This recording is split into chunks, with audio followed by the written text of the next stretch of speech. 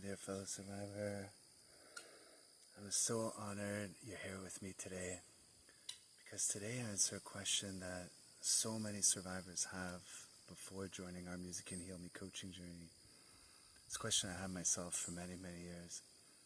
If I feel stuck and powerless in my grief, and I feel like grief is riding me and choosing for me, how the hell can I get unstuck and start healing?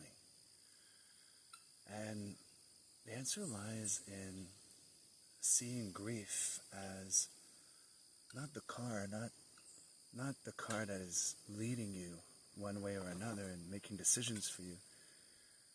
The answer lies in seeing your grief as your fuel that is in that car, but you are the driver of that car, not your grief, right? And for a long time, I felt powerless, felt stuck, felt like I couldn't decide, and that my grief was really in the driver's seat. And the more and more I give into that and chose to let my grief ride my life and dictate where I'm going, well, the more I felt like I was getting stuck, right? Like sinking in sand and just kind of getting more stuck and more stuck until you feel like there's just no way out. And then I started looking at it as, okay, well, what if grief is my fuel, right? So it's not about ignoring my grief and saying it's not there.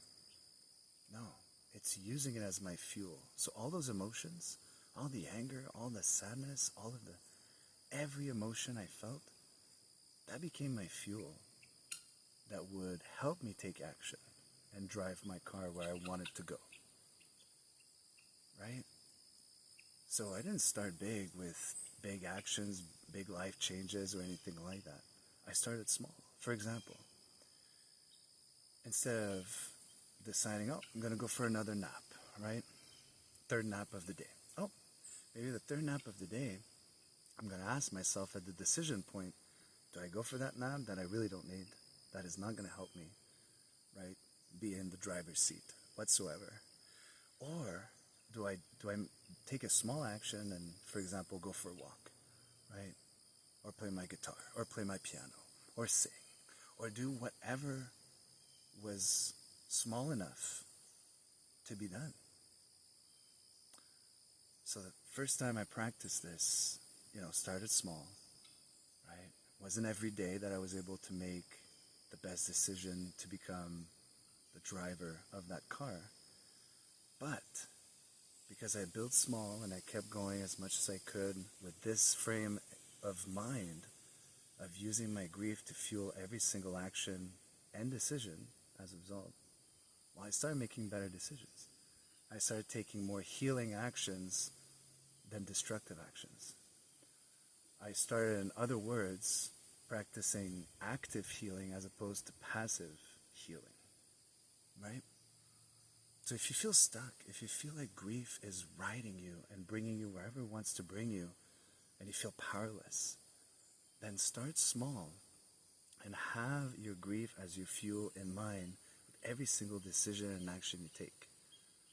Because that's how I got out of it. That's how I helped so many fellow survivors do the same thing, right? So at your next decision point, whatever it is, whether it's you're going for that third nap of the day, whether it's you're going to binge watch that series for the 1,500th time, whatever decision point you have, just say to yourself, well, what else could I do? This is not helping me, obviously, right? I still feel stuck.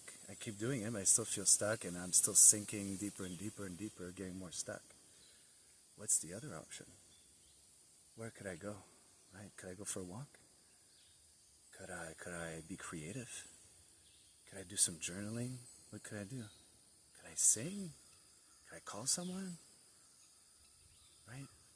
And then start small, making those decisions every day as much as you can, so that you transform your grief that is currently driving you into your fuel that is powering your healing, empowering you to basically shift from passive healing, which doesn't help anyone, into active healing. So my dear fellow survivor, I say this with all my heart. Please start today. Don't delay. Start small. Keep doing the best you can. And I say this from the bottom of my heart. May you be filled with music and heal.